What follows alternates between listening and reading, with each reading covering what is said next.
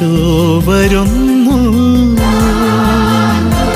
ഉണ്ണീശോ വരുന്നു. മാനവരക്ഷയ്ക്കായി മണ്ണിൽ പിറന്ന മഹത്വത്തിൻ നാഥൻ വരുന്നു.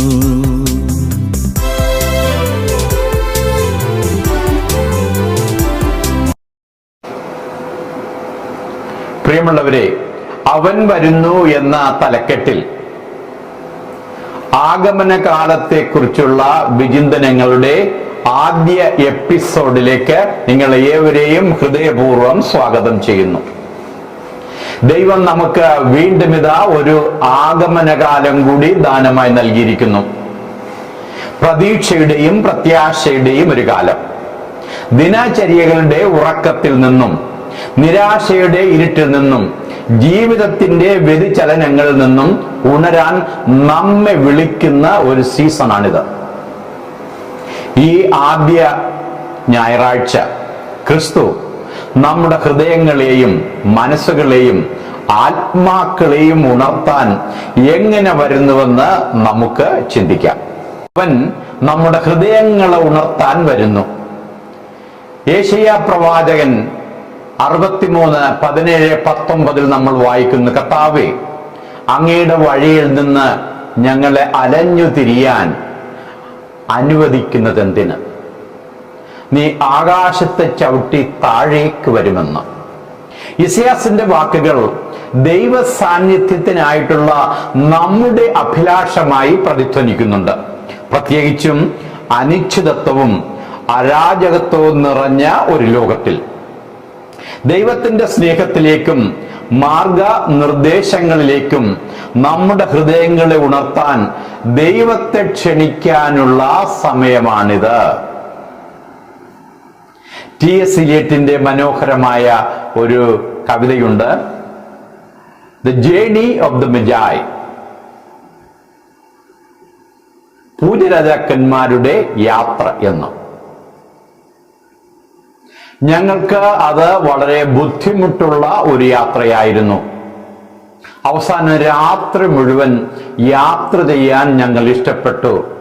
തട്ടിയെടുത്ത സമയങ്ങളിൽ മാത്രം ഞങ്ങൾ ഉറങ്ങി. കാരണം യാത്ര പൂർത്തിയാക്കാൻ ഞങ്ങൾക്ക് വെമ്പലായിരുന്നുവെന്ന്. നമ്മുടെയും അലഞ്ഞു തിരിയലുകളിൽ ദൈവം നമ്മിലേക്ക് വരികയും പ്രത്യാശയിലേക്കും സന്തോഷത്തിലേക്കും നമ്മെ ഉണർത്തുകയും ചെയ്യുന്നുവെന്ന് ആഗമനകാലം നമ്മെ ഓർമ്മിപ്പിക്കുന്നു. പ്രായോഗികമായി നമുക്ക് എന്ത് ചെയ്യാൻ കഴിയും ഈ സമയത്ത്? നമ്മുടെ ഹൃദയങ്ങളെ ദൈവത്തിന് തുറന്നു കൊടുക്കാൻ ഈ ആഴ്ച നമുക്ക് എന്ത് ചെയ്യാം? ഒരുപക്ഷെ പ്രാർത്ഥിക്കാനോ, കുടുംബവുമായി വീണ്ടും ബന്ധപ്പെടാനോ, അല്ലെങ്കിൽ കർത്താവായ യേശുവേ വരിക എന്ന് പറയാനോ നമുക്ക് സമയം കണ്ടെത്താം. 2, അവൻ നമ്മുടെ മനസ്സിനെ ഉണർത്താൻ വരുന്നു. പൗലോസ് അപ്പോസ്തലൻ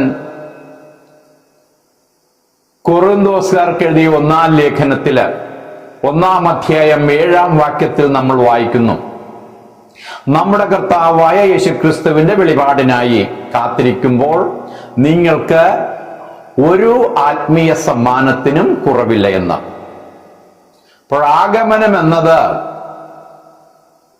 നിഷ്ക്രിയമായി കാത്തിരിക്കുന്നതിനെ കുറിച്ചല്ല, അത് നമ്മുടെ ലോകത്തിലെ ദൈവത്തിന്റെ വേലയെക്കുറിച്ച് അവബോധം നേടുകയും അതിൽ ഏർപ്പെടുകയും ചെയ്യുക എന്നതാണ്. ജീവിതത്തിന്റെ വെല്ലുവിളികളിലൂടെ നാം നാവിഗേറ്റ് ചെയ്യുമ്പോൾ ദൈനംദിന നിമിഷങ്ങളിൽ ദൈവത്തിന്റെ സാന്നിധ്യം കാണാൻ അവൻ നമ്മുടെ മനസ്സുകളെ ഉണർത്തുന്നു. പ്രായോഗികമായി എന്തു ചെയ്യാം? നമുക്ക് ചുറ്റുമുള്ള ആളുകളിലൂടെയും സംഭവങ്ങളിലൂടെയും ദൈവം പ്രവർത്തിക്കുന്ന വിവിധങ്ങളായ വിധങ്ങളെക്കുറിച്ച് ചിന്തിക്കുക. ടി.എസ്. ഇലിയറ്റിന്റെ ആഷ് വെനസ്ഡേ അല്ലെങ്കിൽ ക്ഷാരബുധനാഴ്ച എന്ന കവിത നമ്മെ ഈ ഉണർവ് നൽകി ഓർമ്മിപ്പിക്കുന്നു.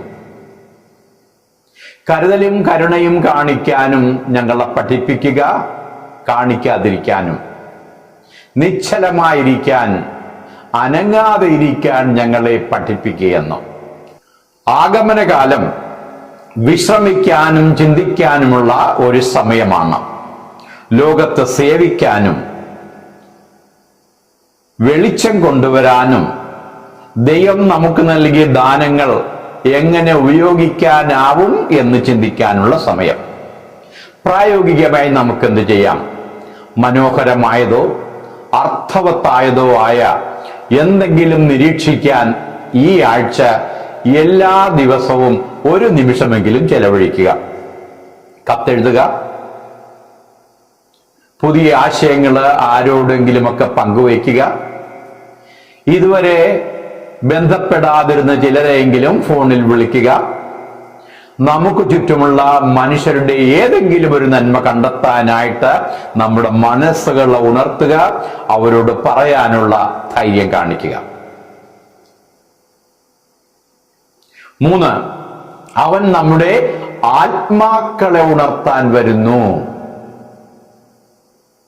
വിശുദ്ധ മർക്കോസിന്റെ സുവിശേഷം 13-ാം അധ്യായം 33-ാം വാക്യത്തിൽ നാം വായിക്കുന്നു, സൂക്ഷിക്കുക, ജാഗ്രത പാലിക്കുക, ആ സമയം എപ്പോൾ വരുമെന്ന് നിങ്ങൾക്കറിയില്ല. ആഗമനം നമ്മെ ആത്മീയ ജാഗ്രതയിലേക്ക് ക്ഷണിക്കുന്നത് ഭയം കൊണ്ടല്ല, മറിച്ച് ക്രിസ്തുവിന്റെ വരവിനെ കുറിച്ചുള്ള സ്നേഹത്താലും പ്രതീക്ഷയാലുമാണ്. അവിടുന്ന് എപ്പോഴും നമ്മോടൊപ്പമുണ്ട് എന്ന നിത്യസത്യത്തിലേക്ക് അവിടുന്ന് നമ്മുടെ ആത്മാക്കളെ ഉണർത്തുന്നു. T.S. എലിയട്ട് തന്നെ തന്റെ ലിറ്റിൽ ഗിഡിങ് എന്ന കവിതയിൽ പറയുന്നുണ്ട്, ഞങ്ങളുടെ എല്ലാ പരീക്ഷണങ്ങളുടെയും പര്യവേഷണങ്ങളുടെയും അവസാനം ഞങ്ങൾ ആരംഭിച്ച സ്ഥലത്തെത്തുകയും ആ സ്ഥലം ആദ്യമായി അറിയുകയും ചെയ്യുക എന്നതാണ്. ആഗമനം ഉണർവിന്റെ ഒരു യാത്രയാണ്. ദൈവത്തിന്റെ കൃപയിലേക്ക് നമ്മുടെ ആത്മാക്കളെ ഉണർത്താൻ കാത്തിരിക്കുന്ന, എല്ലായ്പ്പോഴും നമ്മോടൊപ്പം ഉണ്ടായിരിക്കുന്ന ദൈവത്തിങ്കിലേക്ക് മടങ്ങാൻ ഈ കാലം നമ്മെ ക്ഷണിക്കുന്നു. പ്രായോഗികമായി നമുക്ക് എന്ത് ചെയ്യാൻ കഴിയും? പള്ളിയിലായാലും പ്രകൃതിയിലായാലും വീട്ടിലായാലും ഈ ആഴ്ച അല്പസമയം നിശബ്ദമായി ചെലവഴിക്കുക. നിശ്ചലതയിൽ ദൈവം നമ്മുടെ ആത്മാക്കളോട് സംസാരിക്കാൻ അനുവദിക്കുക. ആഗമനകാലം ആരംഭിക്കുമ്പോൾ ഉണരാനുള്ള ദൈവത്തിന്റെ ആഹ്വാനത്തെ നമുക്ക് സ്വീകരിക്കാം. നമ്മുടെ ഹൃദയങ്ങളെ സൗഖ്യമാക്കാനുള്ള ദൈവത്തിന്റെ ശക്തിയെക്കുറിച്ച് ഇസയാസ് പ്രവാചകൻ നമ്മെ ഓർമ്മിപ്പിക്കുന്നു. ദൈവം നമുക്ക് നൽകിയ ദാനങ്ങൾ നല്ല ഉദ്ദേശ്യത്തോടെ ഉപയോഗിക്കാൻ വിശുദ്ധ പൗലോസ് അപ്പോസ്തലൻ നമ്മെ പ്രോത്സാഹിപ്പിക്കുന്നു. ജാഗരൂകരായിരിക്കാനും തന്റെ വരവിനായി തയ്യാറാകുവാനും യേശുനാഥൻ നമ്മെ വിളിക്കുന്നു. T.S. എലിയറ്റ് ഈ ഉണർവ് മനോഹരമായി സംഗ്രഹിക്കുന്നുണ്ട്. നമ്മുടെ എല്ലാ കാത്തിരിപ്പിന്റെയും അവസാനം നാം അവന്റെ കൈകളിലാണെന്ന് കണ്ടെത്തുക എന്നതാണെന്ന്. അതാണ് ആഗമനകാലം. ഈ ആഴ്ച നമുക്ക് ഹൃദയത്തിലും മനസ്സിലും ആത്മാവിലും ഉണർന്നിരിക്കാനും ക്രിസ്തുവിന് നമ്മിൽ വസിക്കാൻ ഒരു സ്ഥലം ഒരുക്കാനും പരിശ്രമിക്കാം. നമ്മുടെ ആഗമനകാലത്ത് മെഴുകുതിരി കത്തിച്ച് അതിൻ്റെ അർത്ഥത്തെക്കുറിച്ച് അല്പനേരം ചിന്തിക്കുക. എല്ലാവർക്കും ആഗമനകാലത്തിൻ്റെ എല്ലാ പ്രാർത്ഥന ആശംസകളും നേരുന്നു. ദൈവം നമ്മെ എല്ലാവരെയും അനുഗ്രഹിക്കട്ടെ.